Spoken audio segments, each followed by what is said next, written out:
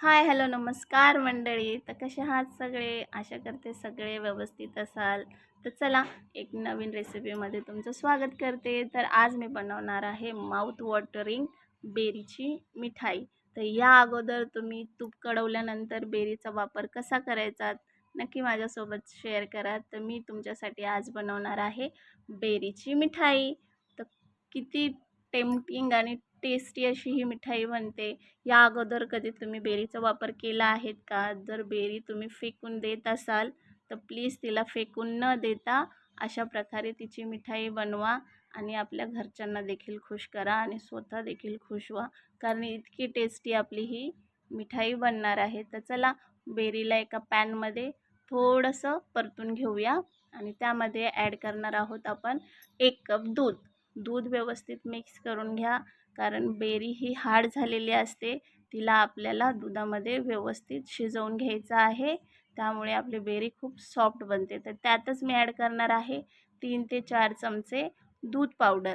तर milk powder add केल्यानंतर काय होतं ना, त्याला वेगळ्याच लेवलचा टेस्ट येतो. नक्की मिल्क पावडर ॲड करा. व्यवस्थित मिक्स करून घ्या मिल्क पावडरला स्लो गॅसवरच, नाहीतर त्याच्या गाठी होतील. तर बेरी आपल्याला छानपैकी दुधामध्ये आणि मिल्क पावडरमध्ये व्यवस्थितपणे शिजवून घ्यायची आहे. तर तूप कढवताना बघा मी ॲड केलं होतं 2 लवंग आणि 2 वेलची. तर लवंग आपण इथे वापरात घेणार नाही, पण आपली जी वेलची आहे ना, ती आपल्याला फेकून द्यायची नाही. ती आपल्याला छानपैकी कुटून आपल्या मिठाईमध्ये त्याचा वापर करायचा आहे. जसंच आपण वेलची कुटून त्यामध्ये ॲड करतो ना, अख्ख्या घरभर त्याचा सुगंध दरवळत असतो. तर त्यामुळेच वेलची कुठेच फेकून देऊ नका. आपल्या मिठाईमध्ये त्याचा वापर नक्की करा. तर बघा, व्यवस्थित आपल्याला इथे दूध आणि बेरी शिजवून घ्यायची आहे, जोपर्यंत ते दोघं व्यवस्थित मिक्स होत नाहीत. तर इथे आपल्याला स्लो गॅसवरच व्यवस्थित परतून असं आपल्याला हे बॅटर घट्ट करून घ्यायचं आहे. अशा प्रकारे तुम्ही कधी बेरीचा वापर केला आहे का?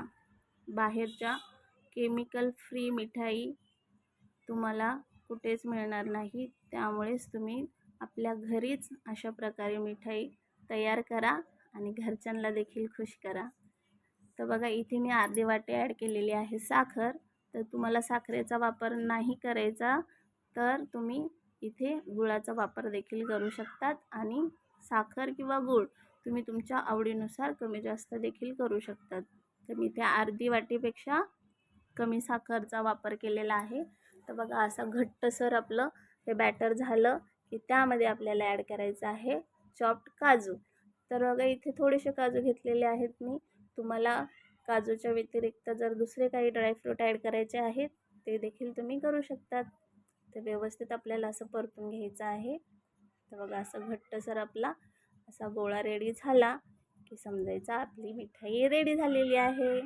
आणि तिला बघता क्षणी कुणाला वाटणार नाही की हे आपण खाल्ली पाहिजे. तर नक्की एक वेळेस ट्राय करा. तर चला, आपण हिला प्लेटमध्ये काढून घेऊया. प्लेटला कुठल्याही प्रकारचं ग्रेसिंग वगैरे करण्याची गरज नाही, कारण बेरीमध्ये ऑलरेडी खूप प्रमाणामध्ये तूप असतं. डिशमध्ये काढून घेतल्यानंतर व्यवस्थित तिला सेट करून घ्या आणि लगेच तिचे काप देखील काढा.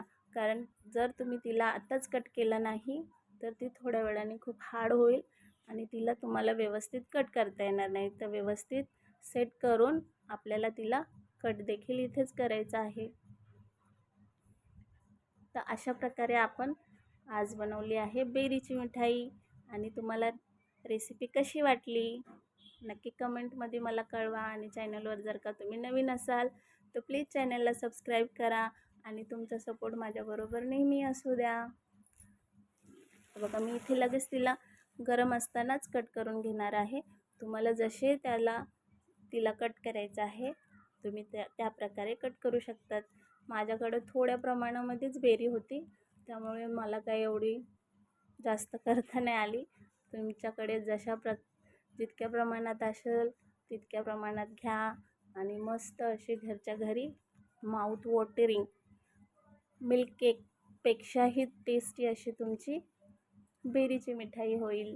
आणि कुणाला कळणारही नाही की बेरीची मिठाई आहे की मावा केक आहे. चला तर मग माझ्या अशा नवीन नवीन रेसिपी बघण्यासाठी तुम्हाला चॅनलला सबस्क्राईब करावं लागेल. तर प्लीज चॅनलला सबस्क्राईब करा.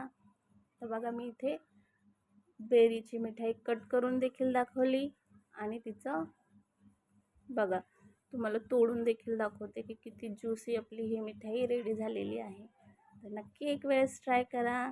चला तर मग भेटूया एका नंतरच्या रेसिपीमध्ये. तोपर्यंत बाय. आणि नक्की एक वेळेस तुमच्या घरी ही बेरीची मिठाई बनवा आणि सर्वांबरोबर शेअर करा. बाय.